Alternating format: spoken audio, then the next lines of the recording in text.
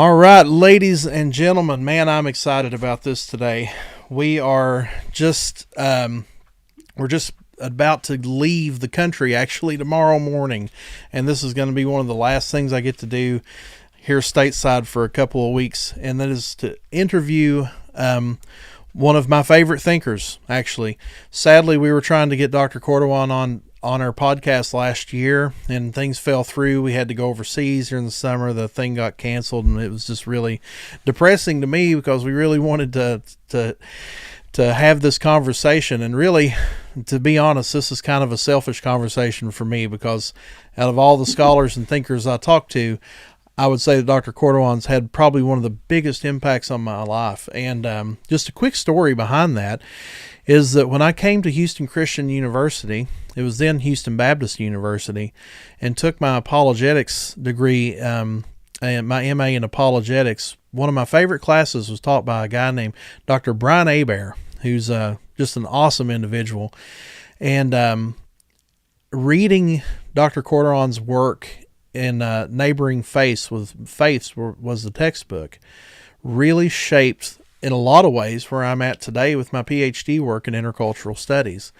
I discovered through that class and through reading the texts and through the lectures and things that this is the bread and butter for me. I really love this stuff. So don't want to put him on the spot, but he's a Christian philosopher, scholar of religion, well known for his work on the concept of original monotheism, which some of you guys may have seen that in the description for this broadcast. But what that means is typically we think of religion being polytheistic first, and then the world religions work their way to the great monotheistic religions as they're called today, Judaism, Christianity, and Islam.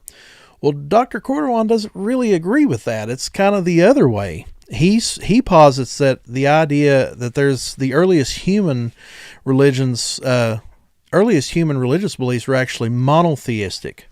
So rather than evolving from animism, polytheism, all these other things, there's actually religion degraded into those things and then came back, making its fulfillment, monotheism making its fulfillment in Jesus Christ and the Trinity. So without any further ado, I'm going to bring on Dr. Corduan for the next hour in this truth conversation, and we're going to hear about his work, and hopefully you guys are going to have some good questions. Hello, Bill. Thank you for having me on your show. It's my pleasure, and I'm delighted to be able to talk to you about things that really are important. Mm-hmm. The idea of original monotheism, I think, came up first in the Bible, in Genesis 1. Mm. And so for Christians, theoretically at least, this should not be an issue, but it certainly is a big issue outside of Christianity. And for some reason, there are Christians too who somehow have signed onto an evolutionary pre-animistic view of the origin of religion. So I've been studying it really in some way all my life. I first heard about it when I was in high school in Germany, where we had regular religion classes, and we were divided into Protestant and Catholic. One day, the Protestant teacher was absent. The Catholic teacher was there, and I probably learned more from him in that 1 hour than I did from the Protestant one, who was deeply embedded in various other ideas.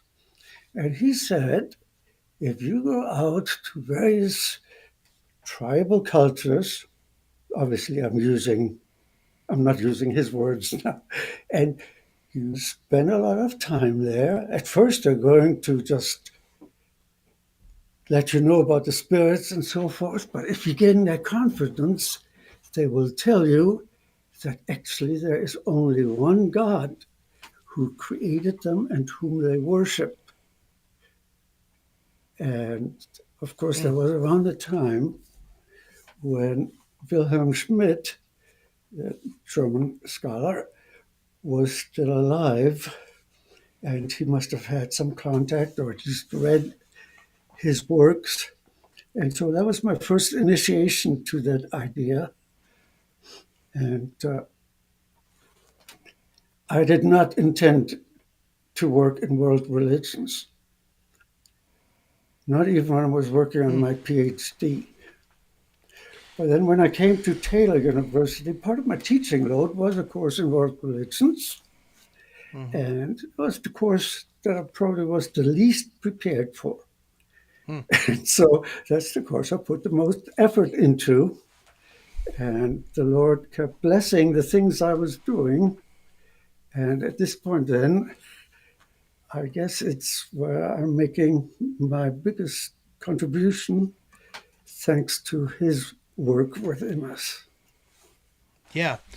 I notice your education, your educational background is quite vast, actually. Like I noticed that there's a degree in there from zoology.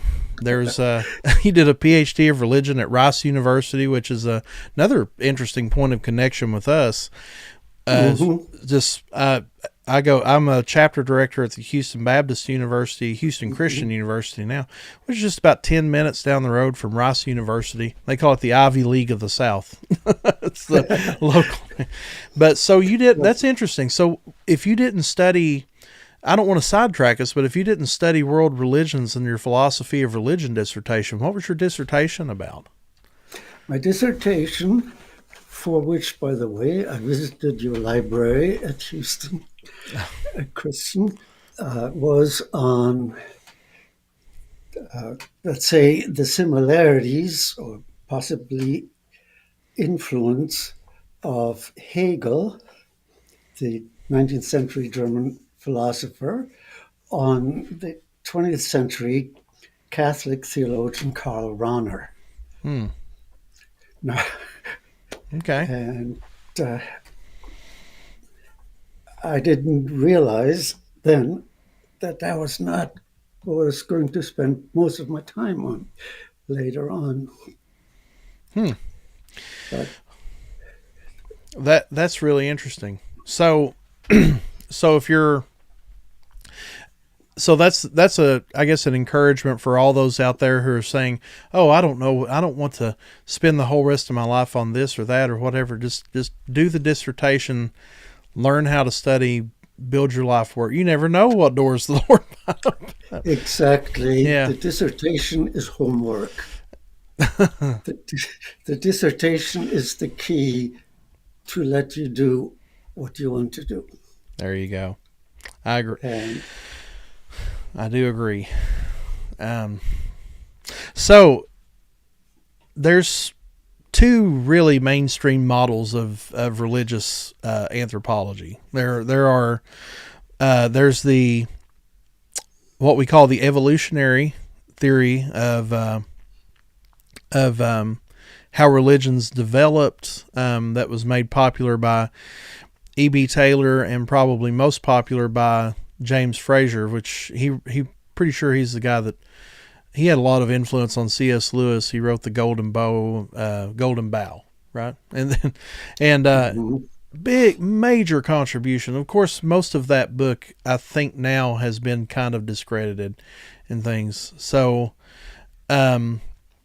but yeah, there's still so much work to be done on this, and so many discoveries that are happening in this age of archaeology that we're living in, and we're discovering so much about ancient cultures now and things. There's just so we're going to get into all of this, but we want to start with the typical script that we're going to be sold in Western public education is that all religion began as a polytheistic religion.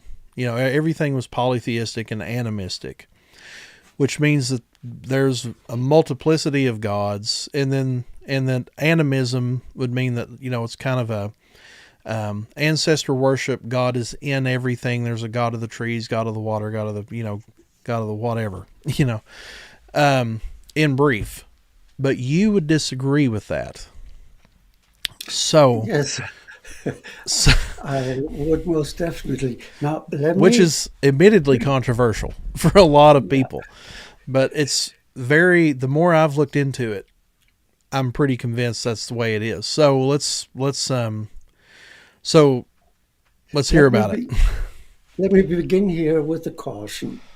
Okay, if you ask any modern contemporary scholar, do they believe in the evolution of religion? They're going to say, no, that's an old theory, outdated. Now, what they have in mind by that is they've given up establishing a long, exact sequence so that you begin with magic, then your culture has to go to animism, the worship of spirits, and then to polytheism, then to maybe exalting one god above the others, and then maybe finally monotheism. People don't usually argue that way any longer, but it's assumed. If you, if you read a non-Christian or liberal Christian study of, say, the Hebrew religion, they still begin with the spirits that were in the sand, the spirits in the mountains, in the rocks, and from there it's developed into a ritualistic religion and so forth. So it's not the evolution of religion is not defended per se, but it's just assumed. The idea of original monotheism, that it all started with God, is just not given a hearing, or at least a fair description. Now, original monotheism, of course, is what the Bible teaches us. And the question then is, can we find anything outside of the Bible to corroborate that? So, how does one possibly go back to the origin of humanity and figure out what specifically they believed? Okay, I don't want to disillusion anyone, but time travel is not an option. We You can't go into a telephone box or whatever else. We cannot go back in time. Furthermore, it's obvious, at least to me, that we cannot rely on written records because the first human beings did not have a system of writing. And by the way, it doesn't matter whether you're referring to a so-called new Earth theory of creation or an old Earth theory. Either way, somewhere there was a first human being, Homo sapiens, and a wife, and they procreated and they began human culture and the religion that went with it. So, how can we figure out what exactly, or at least on the whole, what they believed and practiced? Well, the answer actually came originally from some of the people defending the evolution of religion and said, well, look at and I'm putting this in quotes because it could be an offensive term, but it was a technical term used. Look at the primitive religions And look, they're not they're not worshiping any god. They're venerating the ancestors. They're practicing magic and so forth. So these people with a relatively undeveloped material culture must represent human infancy.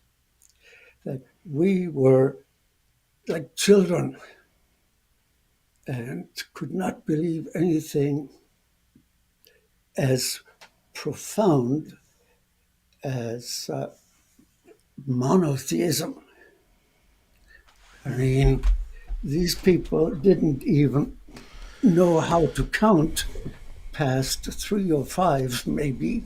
Mm-hmm. So how could they believe in monotheism?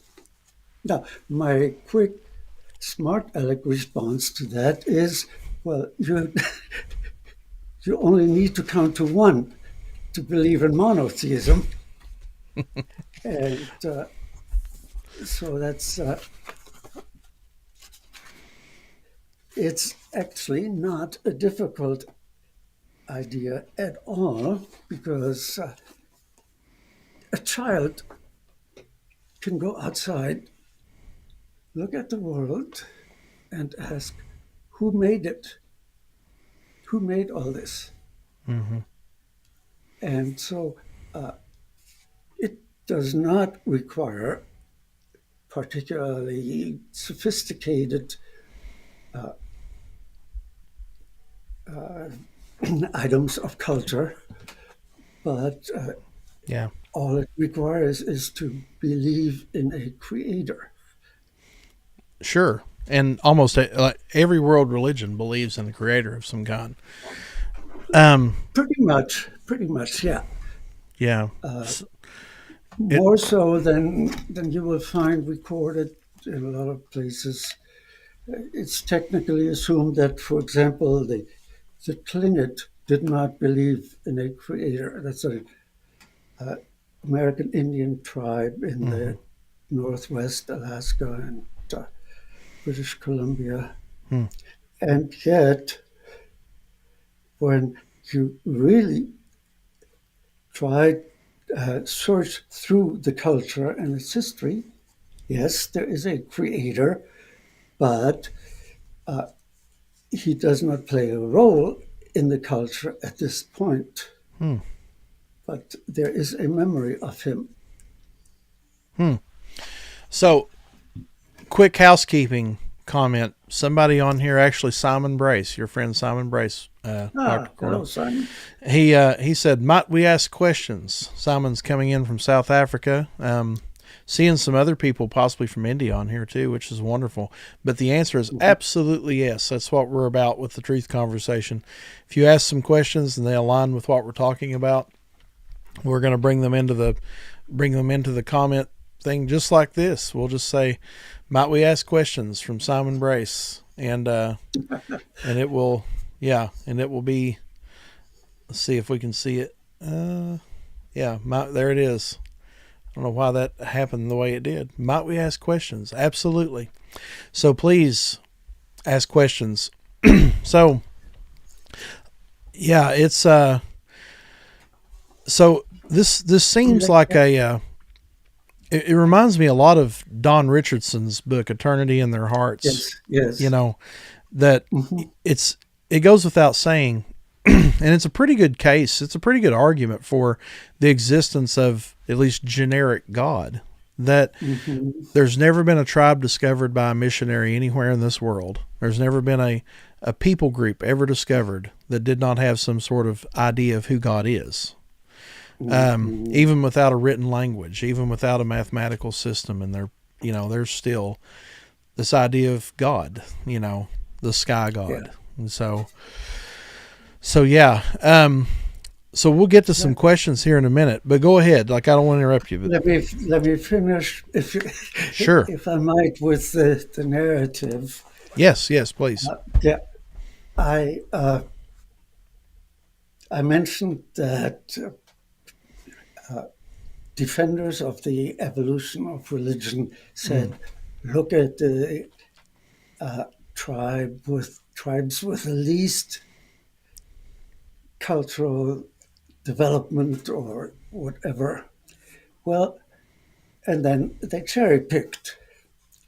And as a matter of fact, if you take a general survey of people, groups below a certain line of material development, you're going to come out with a tie, maybe, between those who focus on spirits and magic and those who still hold on to the belief in a God.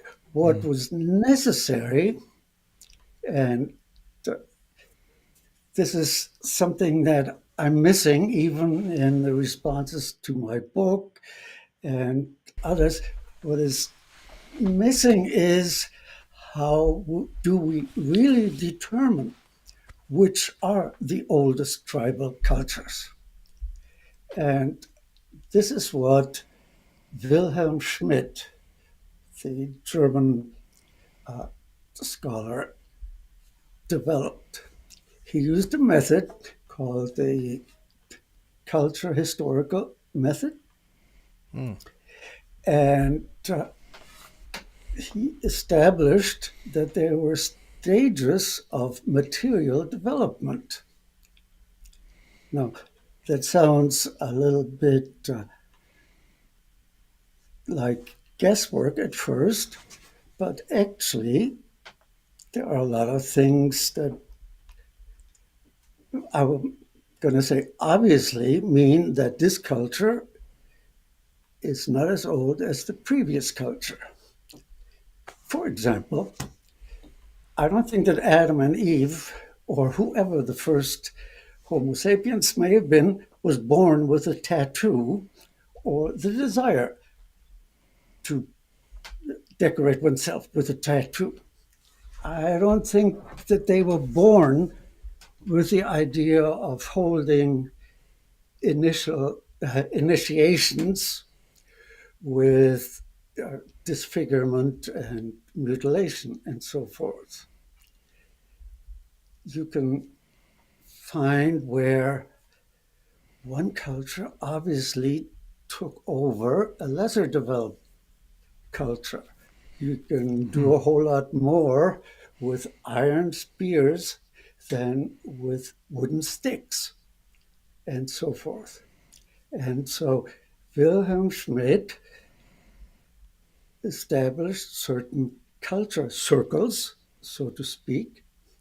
That was his expression, that have that are on what appears to be the lowest stages of hunter-gatherer cultures.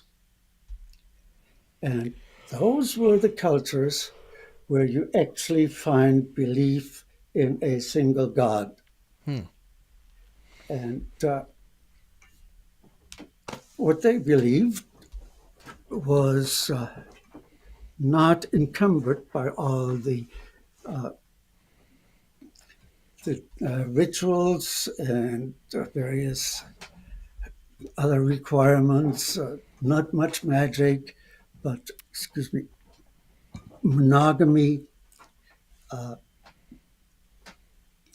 a very strong ethic of not lying, and so forth. So on those levels, we have what is justly called monotheism, belief in one God. So, my point is that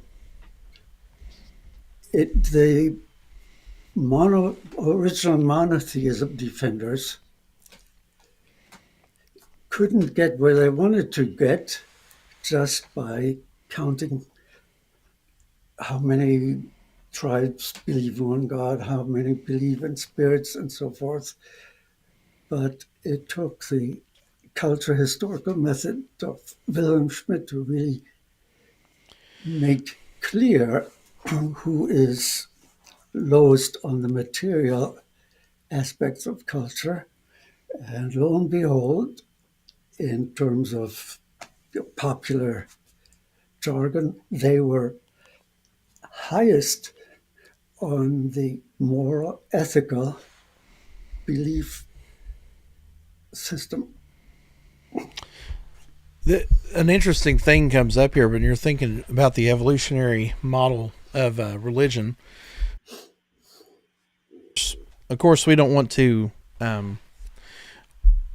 want to make people think this is anti scientific evolution or something like that. Is we're merely talking about how religions developed here, just in case anybody is confused. But one of the things I'm prefacing my comment here just a little bit. When you get off the plane in Nairobi, Kenya, and you go through just before you go and get your visa, actually right before the visa line, there's a little statue of welcome to Kenya, the cradle of all civilization, yada yada yada, and of course it's a little artistic representation of evolution and things like that. You see it as soon as you get off the plane, and so that brings up a lot of the conversations I have in sub-Saharan Africa and things. And then Simon Brace he's our director in South Africa for Ratio Christi. He said, could Dr. Corduan comment on his research in ATR, which is African traditional religions, pertaining to this question. And so a lot of the questions a lot of Africans are wrestling with right now in the apologetics world is, is Christianity the product of just colonization? Is it a white man's religion? Shouldn't we get back to the religion of our fathers and things like that? But if we take your theory seriously, obviously that has implications on whether or not a polytheistic African traditional religion is actually the original religion of Africa and things. Well, excuse me, it's not. And John Mbidi, who I think lived in Kenya, wrote a wonderful book about defending monotheism in Africa. Now, you and I would not necessarily agree with his theological position, and he went way too far out on a limb, but he is right, I believe, insofar as the origin of religion is indeed very clearly monotheistic in Africa. So we have in Kenya, and I have some stories to tell about the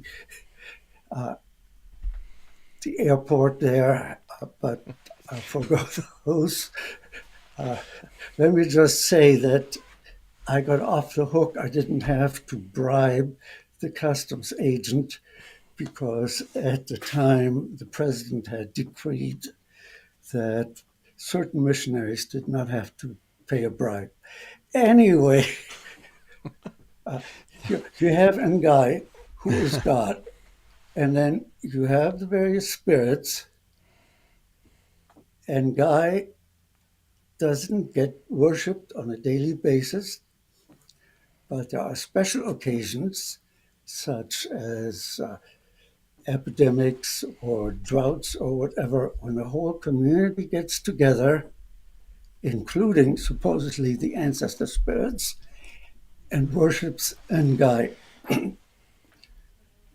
Right next to them are the Maasai, and the name for God that they use is Ngai, but it's spelled differently, and they make reference to this one God in the course of their daily activities.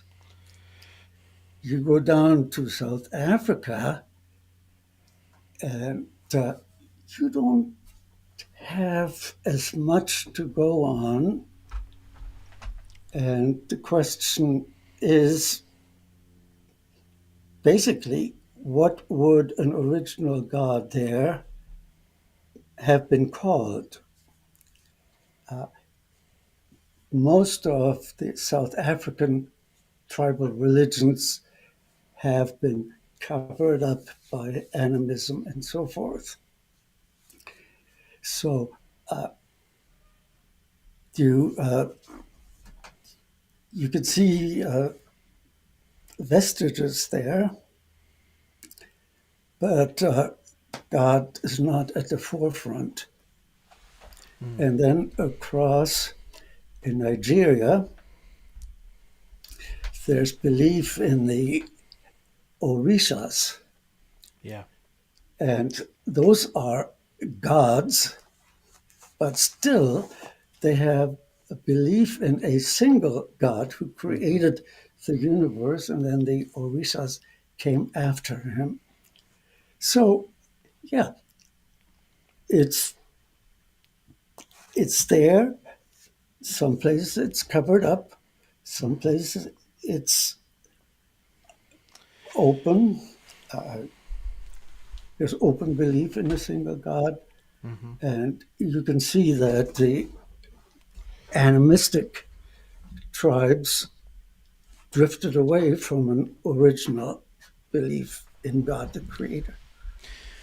And as Americans, we may be sitting here thinking, well, how does that pertain to us? Well, it's very interesting when you go to, I was in Cuba a couple years ago.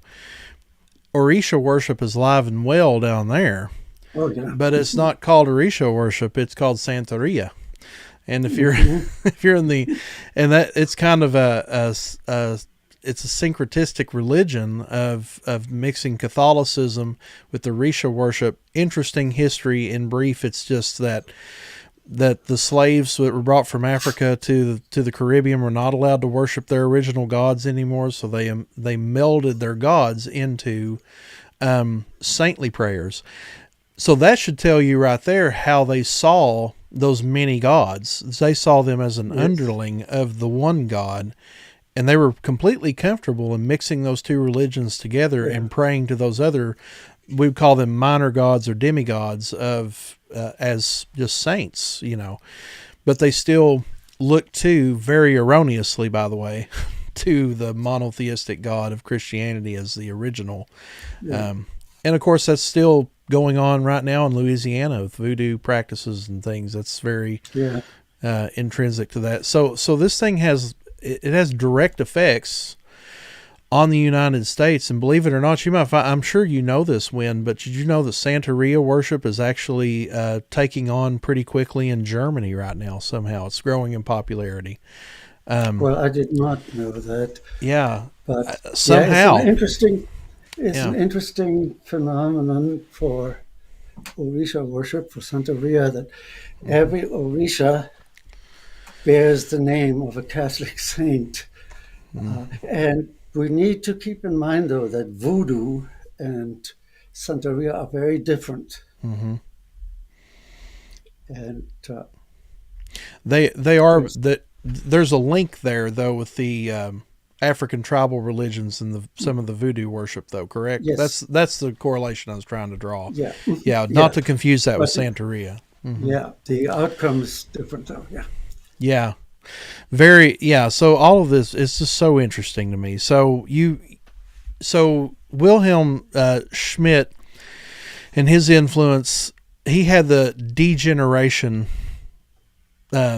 He kind of influenced this degeneration hypothesis. So if we were going to tease that out just a little bit more, what we're saying here is that religions in the world began monotheistic. And so I guess we need to build a case for that, like a steady case for that.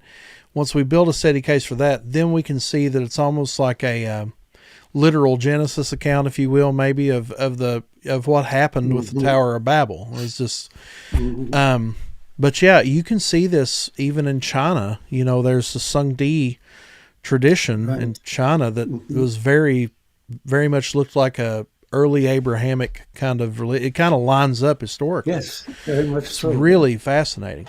So yeah, maybe like looking at this, like what's your lock solid evidence for original monotheism, and then let's talk about the degeneration of how that worked its way into polytheism, then back to monotheism, which dominates the world today.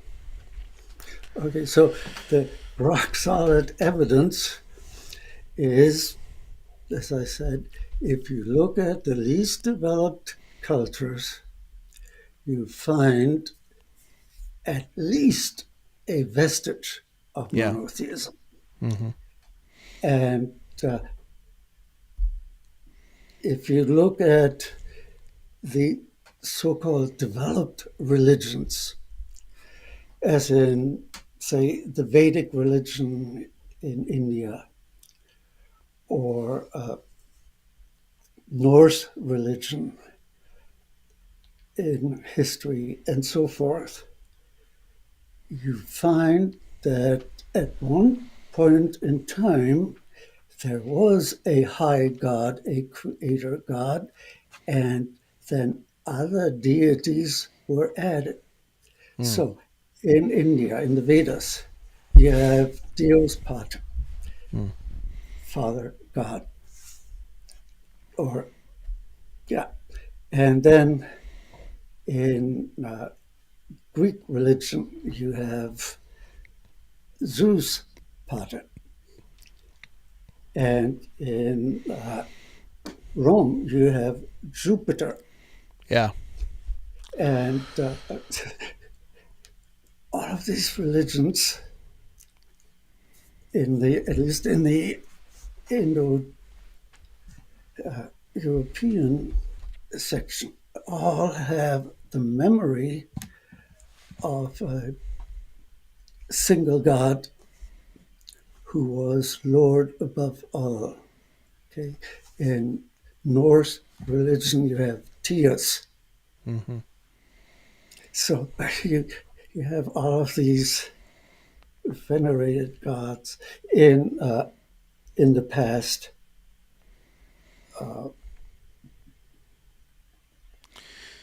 And so, I think, yeah, so most people would look at Hinduism as like, well, um, this is, obviously a polytheistic religion. I mean, some people I've heard as high as in the 30 millions of gods, all the way down to 3.5 million gods. Everybody has a different idea of how many gods there are. Nobody even knows. You can't even count, really. Interesting things showing up in the chat. Somebody saying the oldest god was a woman and things like that. In other words, like, what is God like? This is the intrinsic question we're trying to answer here. That's the philosophical conundrum we're trying to get through. What is God like here? And so we're seeing this this hierarchy almost in, like you said, in Greece and all these things. So that's the original, as far as we can understand religion, as far back as we can see the written things, which would be the Vedas and the things the Greeks and the Romans were saying. We're seeing this hierarchy at the very least, if not outright. There's a God over all, the Most High God, as they would call him in the Book of Acts. And so then from there we see a degeneration. right.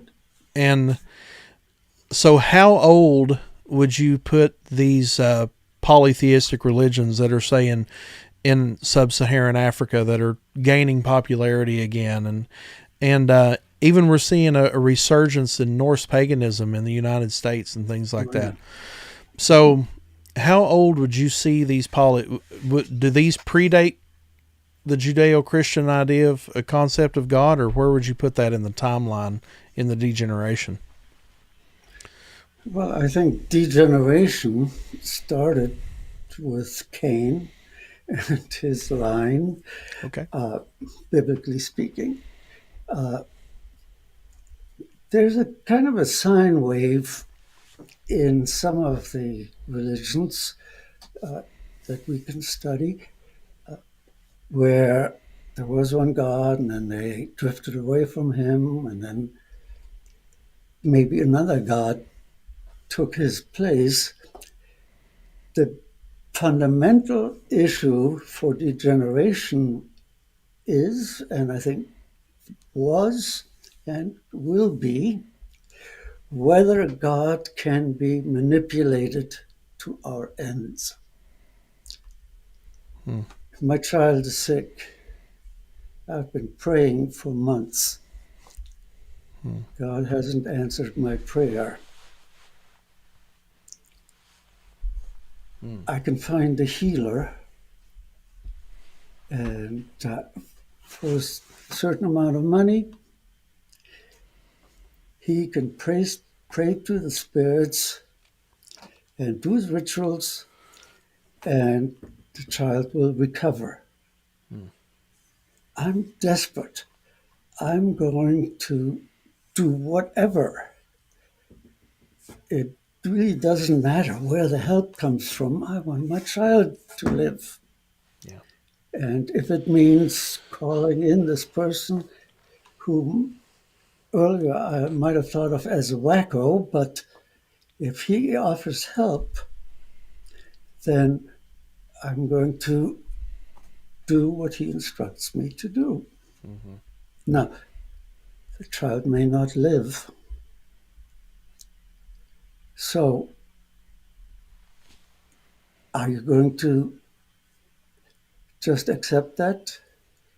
Well, maybe, but the healer tells you you came too late, you didn't fulfill all of your duties,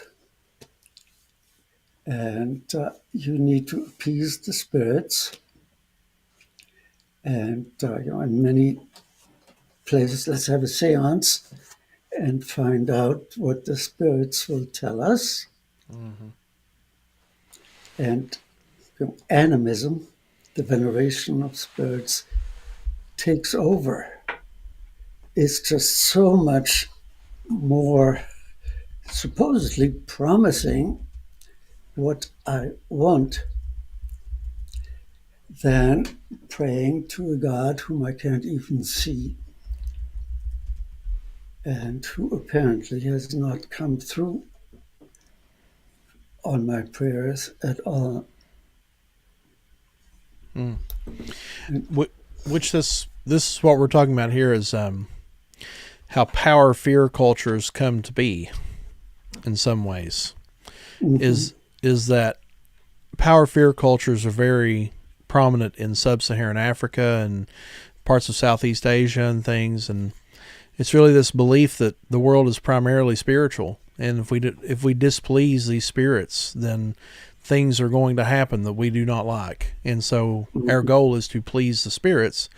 Thus, my child will get better, and things like that. Which I think I've not studied this, so I'm just going to ask this question blindly here. Okay. I've been discussing a lot with my Muslim friends lately the concepts, their robust theology of jinns, the genie, basically where we get the word genie. But it's the spiritual beings. They can be evil, they can be good. They're basically like the angels and demons of Islam. So yeah, do you think that's part of that power fear culture? Wynn, do you think that's part of why they would believe that? Is that a kind of a mixing of two things there from early Islamic sources, or? The answer is yes, though let me again issue a caution. We believe in demons and angels. Sure. At least I do as a Christian. Mm-hmm. The jinn are the spirits in Islam, in the Quran, and they're not necessarily evil. In fact, we read in the Quran that Allah had created Adam, and Adam was much smarter than all the jinn and so forth. And God called on all the jinn to bow down to Adam as the height of creation. And all the jinn did, except for one. And he became Shaitan. He became Satan. And many jinn now followed him.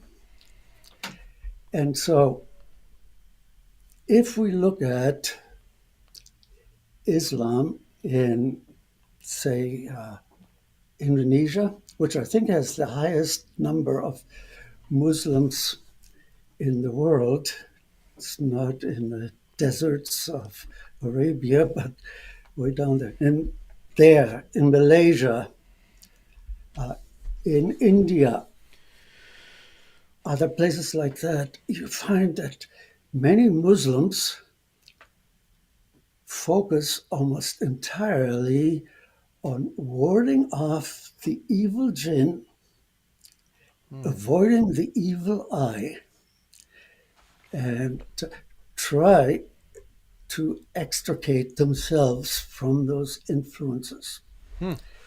So, a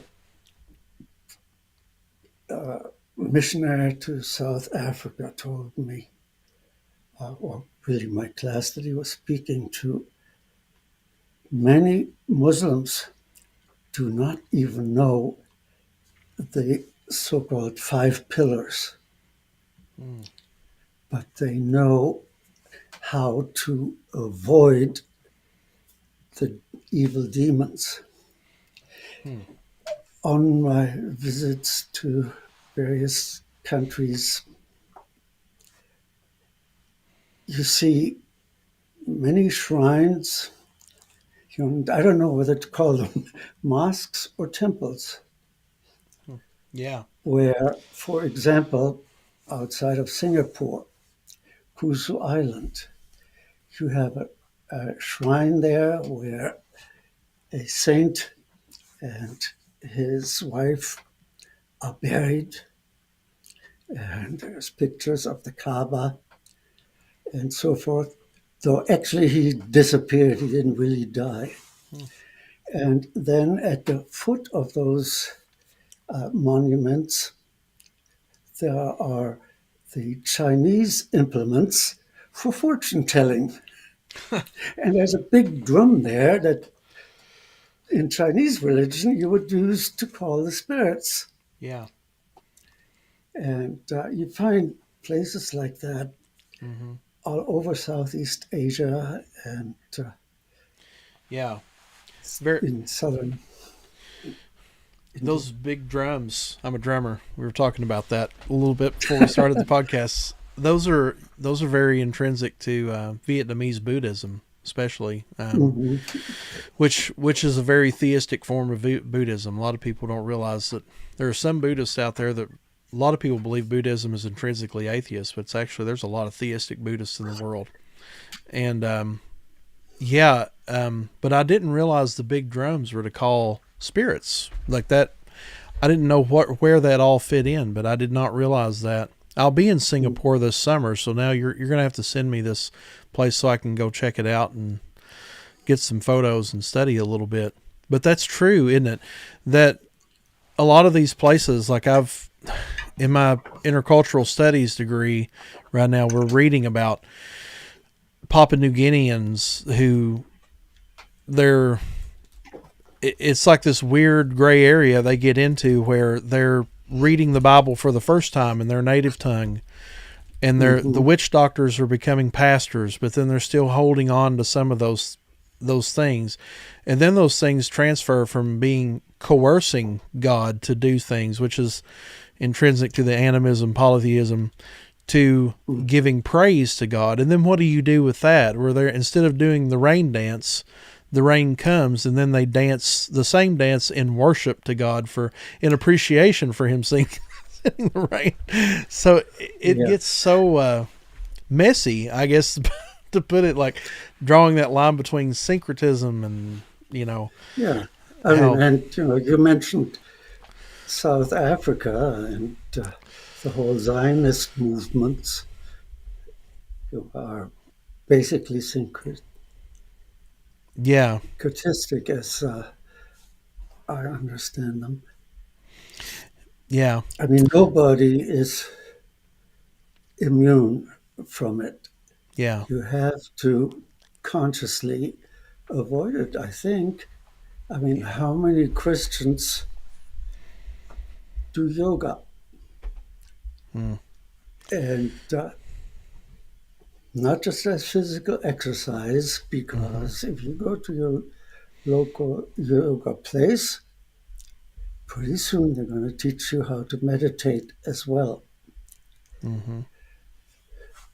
how many Christians think, well, Buddha was a good guy, and I have so much going on in my life, but if I sit and I meditate on Buddha, then I can feel at ease and relaxed.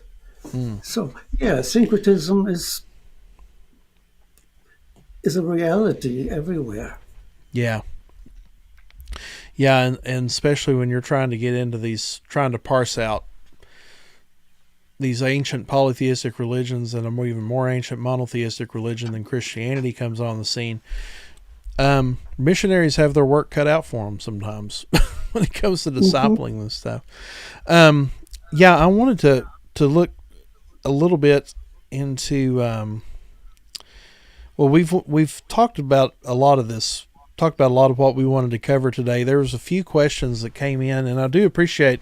We've had a ton of comments on this podcast. We don't normally get this many, but there Wow. a lot of people debating. I'm noticing these things. It's hard to keep up with all of this, so I can't. I've been making sure I get these questions. I've got 3 really good questions come up here. If Okay. yeah, If I may, and I yes, sir. don't want to just hawk my wares, No, but please. this is somewhere, well, over 500 pages, Yeah, and chances are your questions may be answered in there. Also, I wrote a whole book on original monotheism. yeah. In the beginning, God. And like I said, I don't want to hawk my wares per se, but I want to say that you can find many of your questions answered in those books, probably. And if But you you're, can, I recommend you getting them for your personal library. But also those are on Logos. You can find them on there. Some of them.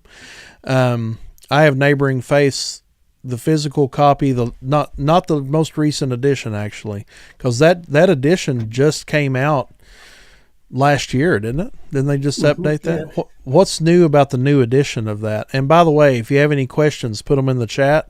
We're about to do some questions, but yeah, what? So you have a new edition of your major. Was that your life's work, the big book on Neighboring Faiths? What's hmm new? What's new about it? well, it's dated. In Syria, we just saw the overthrow of Saddam. Sadat? Why were the, I'm sorry, Was it Sadat? Sadat, yeah. Yeah. Why were the Muslims opposed to him? I've seen a lot of comments on Quora, which is the one of the few outlets that I frequent, and nobody has pointed out, other than me, that he was not a Muslim. He and his family are Alawi, and they worship Ali,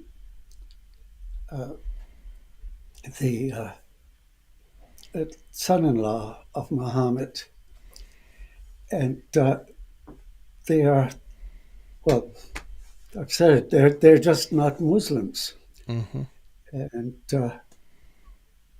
so other than the oppression and everything else, that would have been part of the background. Okay, and I mentioned that in the book that he was or is Alawi, but I didn't foresee his being ousted all of a sudden. Mm. I try to keep up in the new edition with developments in the Muslim world, Mm. It's good. but of course, that was before October 7th. Uh, in India, there have been a lot of changes with the BJP holding a lot of more power under the guidance of the Hindutva, the, uh, the idea that India should be entirely Hindu. Hmm. And so those are some of the things I brought up in the third Interesting. edition now. And as I said, things are constantly developing. Yeah. I've also tried to correct some errors and Mhm. explain some things more. But Well, that's wonderful. And I'm glad you're getting into the geopolitical ideas of some of this stuff because we try to do that in the United States of America. We try to say, let's separate religion and politics. Well, good luck. I don't know how you could ever, separate those things. But over in these other countries, like you said, Syria and India and places, there is absolutely no separation between religion and politics. And these things, you have to really think about these things on that level and think of the difference between, we typically put what you like Muslims into one group. Then you take an undergrad class and you realize, well, there's Sunni and Shia. You take a graduate level class, you start realizing there's not just Sunni and Shia, but there's also Salafis and Wahhabis and all this other stuff. And it just it's layered and layered and layered and layered. And yeah, so I'm so glad that you're getting into how, and the difference between these people are like how they interpret the finer points of some hadith somewhere or something, and that's a gross overcharacterization, but that's so glad you're getting into some of this stuff because that's now I'm going to have to get the new edition. I'll have to go. Yeah. And, my sister actually bought me a Tapestry of Faith for, Christmas, last year. And that's another great book of yours. And, yeah, so I highly recommend. Now, listen, guys, Dr. Corduan, I don't want to put you on the spot, but he's like if you're doing apologetics, Dr. Corduan's one of the people that apologists quote. I've noticed that even Doug Grotas, he was on here earlier commenting, he quotes you in his big book and things on original monotheism and things. So if you want to really get down to the bottom of some of this world religion dialogue, this is one of your guys to do so. well, So, thank you. yeah, and I know you're modest, but yeah, this is there are people texting me right now, and I'm trying to keep up with the questions coming in from all these different outlets saying like, I didn't know this was happening today. So here's a good question. This is pretty relevant, actually. I get a lot of people asking about this. Chris Stockman, one of our workers on the ground in Cincinnati area, he said, he's with Ratio Christi. He said, ask him about Michael Heiser's work, ! He said, is he familiar with the scholarship on the Most High and his divine counsel in Psalm 82? And how does that relate to what he's just been talking about? I don't know the book. The divine, yeah. I was going to say that's kind of a risk because you might not have ever read Michael Heiser, but yeah. So that fair enough. Sorry. Good scholarly answer. That's a scholar's answer there. I love that. It's like I'm unfamiliar. Well, But he's popular right now. Michael Heiser is getting popular, especially with the Divine Council and things. But okay. Simon Brace asks the question, did the evolutionary theorists of religion also tie their concepts into the historical dialectic of Hegel at all? So do you think Hegel had any say in the evolutionary theory of religion? You don't see him being referred to. Obviously, there, there's always a particular philosophical atmosphere, and Hegel would have been part of that. And you can interpret Hegel's circle in terms of an evolution if you want to, but I would say on the whole, probably not. I mean, I it's very hard to trace influences. Or I should say, it's the easiest thing in the world, really. Okay, take, say, Spinoza. He was influenced by his Jewish background because he rebelled against it. Or he could have been influenced by his Jewish background because he propagated it. Influence tracing is a win-win situation. Everybody either counters it or goes with the flow. So development was definitely in the air. Hegel specifically, I don't see much of a direct influence from him. Fair enough. So let's look at, see, I have the next one brought up here.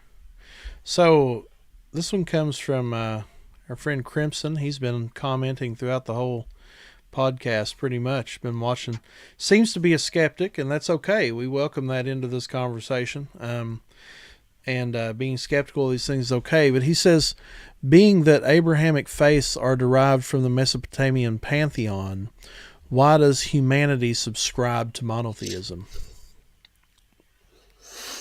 Well, How would you answer that? How would you answer that? There's a big condition there that the Abrahamic faith is derived from Mesopotamian polytheism. I don't think that holds up.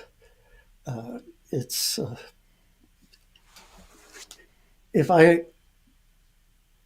was a, let's say, convinced non-believer in God, I would have to find some way to explain why monotheism appeared in those places. And so the idea of being derived from Mesopotamian culture is certainly a workable thesis, but ultimately it's not. It's not true. There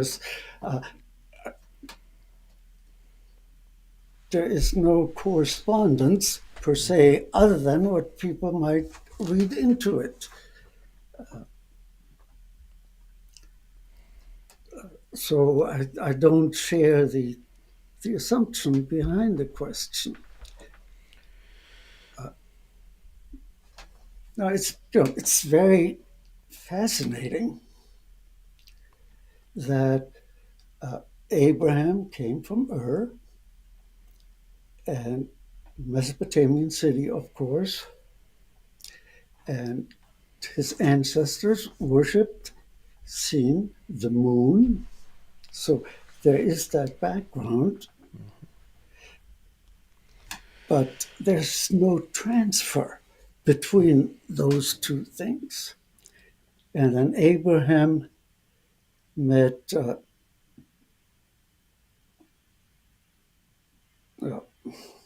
priest. Melchizedek? Yeah, thank you. Melchizedek, and he also worshipped the God on high. Yeah. Now, when that term appears in the Bible, it's not a generic term. It's a term that's consistently used to identify Yahweh, the one true God of the Bible. And so at the time of Abraham, there still were people around who believed in one God, the one God. And so it's not just something new that jumped out of the culture. Yeah. Well, and now it would seem like that you could draw a quicker correlation maybe to early Islam, as it was almost iconoclastic against probably some religions. I mean, we really can't know. they're probably utterly destroyed at this point. But I wonder, it's just a point of wonder for me that maybe Abraham's polytheistic religion was far closer to the idols that were destroyed in the Kaaba than what we see in Judeo-Christianity today, or even in Islam today, as far as that goes. You know. So yeah. So Allah was recognized. Now the term, of course, is generic. It just means God. yeah. And he was recognized, but there was mythology attached to him that certainly it was a long way from the Judeo-Christian belief in God. And Muhammad may have been influenced by Ebonite Christians, but there was also a group called the Hanif, the pious ones who believed in Allah and only worshipped him. Mm-hmm. And so we have a situation here which we wanted to mention anyway. Can I worship Allah? Okay.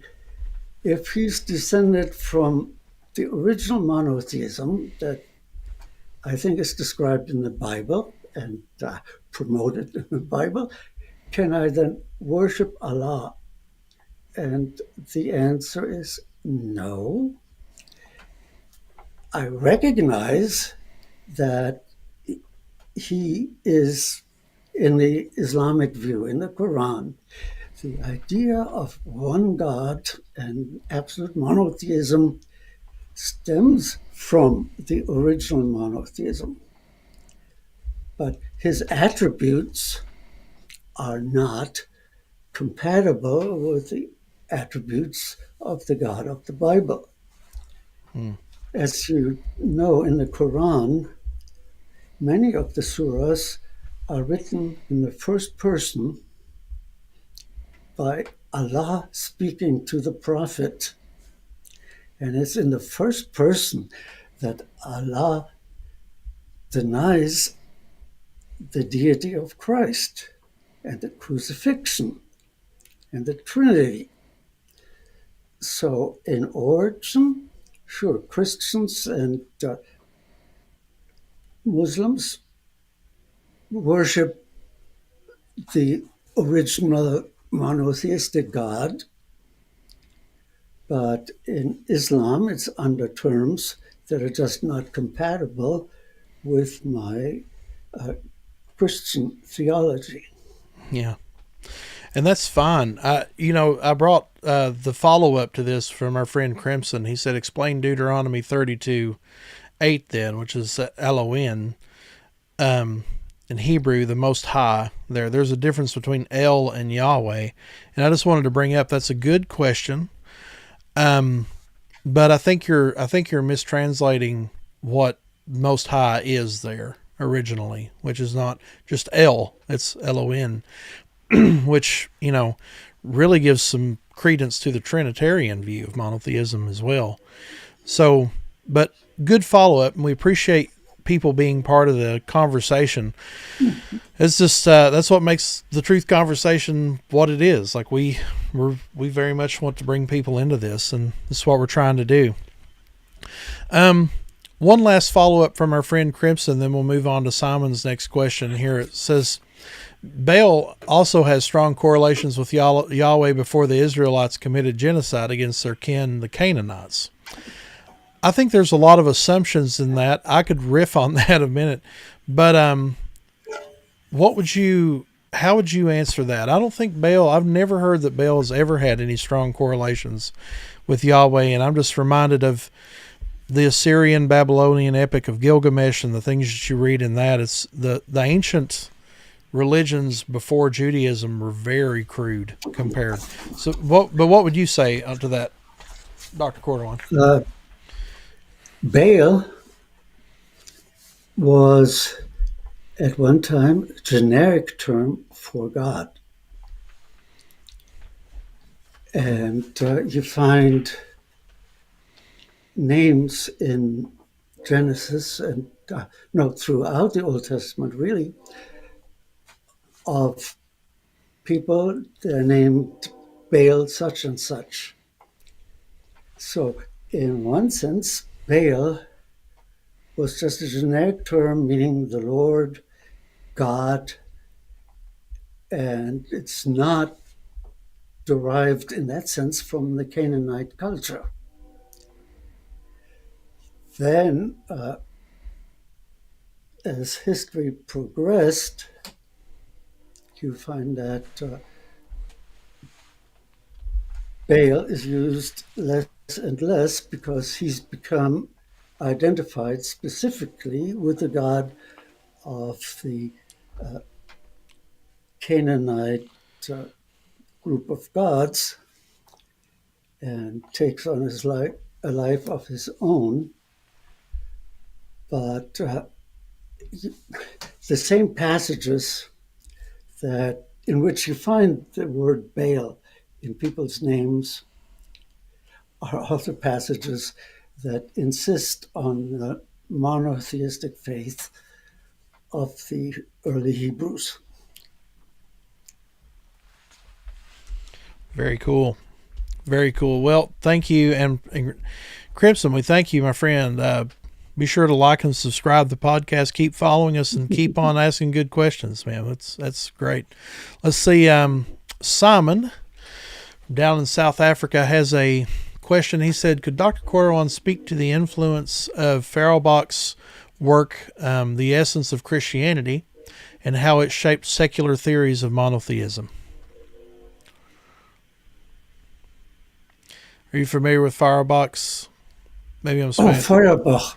Yeah, okay. Sorry, Feuerbach. Sorry, Feuerbach. Yeah, okay. Yeah. Whoops. Well, Feuerbach turned Hegel upside down. Okay, Marx is credited with it oftentimes, but Marx was following Feuerbach.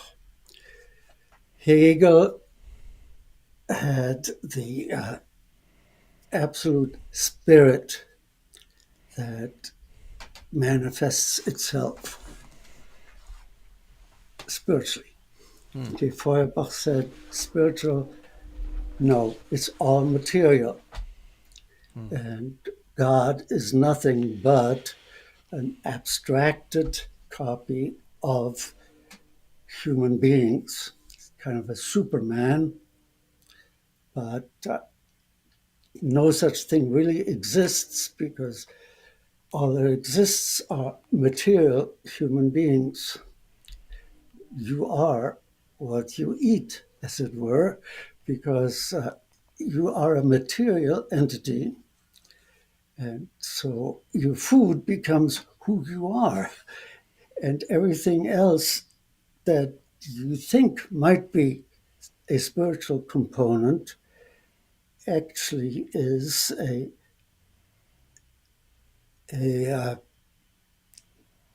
material thing that has been raised by several powers to be super stuff.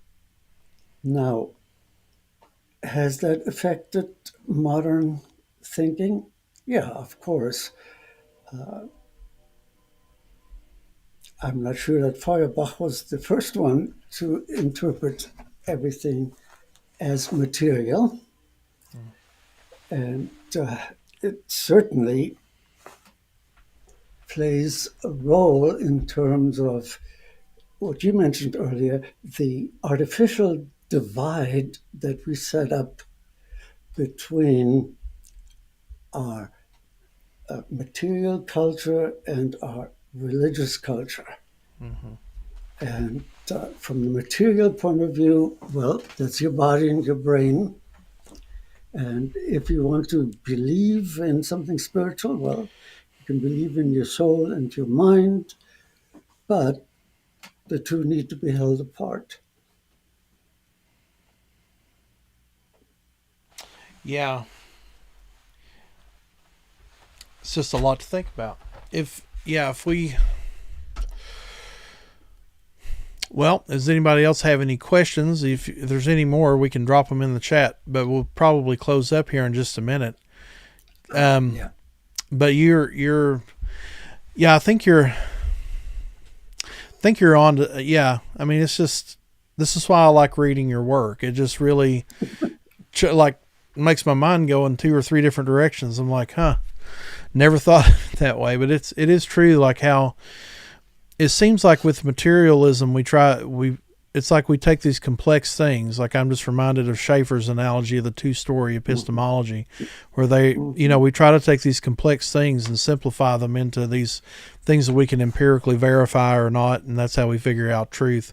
But it's really difficult to do that with religion because, as somebody mentioned in the chat earlier, one of the compelling things about Hinduism is the experiential side of it too.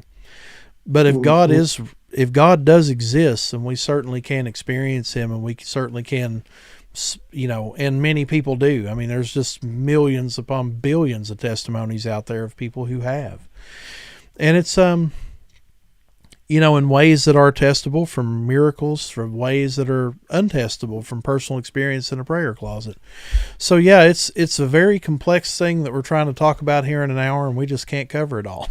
But I think we've gotten somewhere as to, what is God like? Well, God is one, and I think that's how it all started. And I think your theory is it's not really, you very much popularized this theory, and I would highly suggest people read these. You can get on your Amazon page and get on Dr. Corduan's Amazon page and just go to town. Have a good time. And I would suggest too getting the Neighboring Faiths book on Logos, because it's an excellent resource for world religions. I mean, it really is detailed. Thank you. So, and very good to have that one searchable using the Logos software. So, well, Dr. Corduan, any parting thoughts, concerns, suggestions?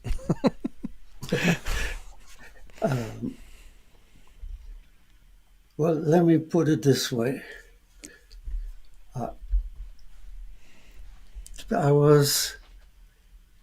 We were chatting earlier, and a number of years ago, I did a series of teachings with Simon Brace via Skype, I guess. And one of the students was asking a good question, and she made a comment. Of course, we're not able to know all of this the way you are, or something like that. And I wanted to say, or maybe I did say, yes, you are. God calls us to different areas, but as you see with Bill here, it is possible to know much about it, more than I know. I would hope. So I would like to encourage people to hold fast to the faith and don't be afraid to study what your neighbors believe.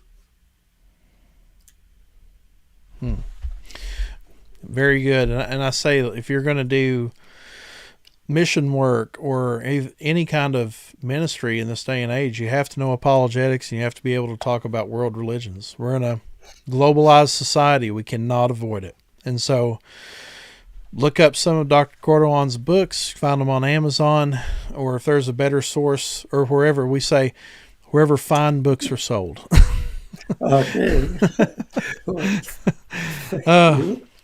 Well, thank you, Dr. Corduan. It really has been my pleasure, and this is really, as we're planning on going to a trip to Romania tomorrow and talking about religious pluralism and things like that with these students, this has really just excited me even more. So thankful we had this going on today, and well, thank you. We'll hope to see you in person soon. Okay. All right. Take care. Take care. God bless you. All right, folks. If you haven't already, get on there and like and subscribe if you like content like this. Be sure to follow us, and we'll be doing it again soon. As I said, I'll be in Romania for the next couple of weeks, so I don't know what that will look like. We might be able to squeeze one in there and hopefully interview somebody from Romania, an apologist on the ground or something there. But you can be praying for us in the meantime. So thank you guys. Thanks for all of the, we almost had 100 different comments throughout our different platforms, people interacting. That's a new record, actually. So we're very thankful for that. And like I said, be sure to like the video if you found this important, and subscribe to the channel if you want to hear more content like this. So God bless you guys. We will see you next time. In the meantime, keep that conversation going.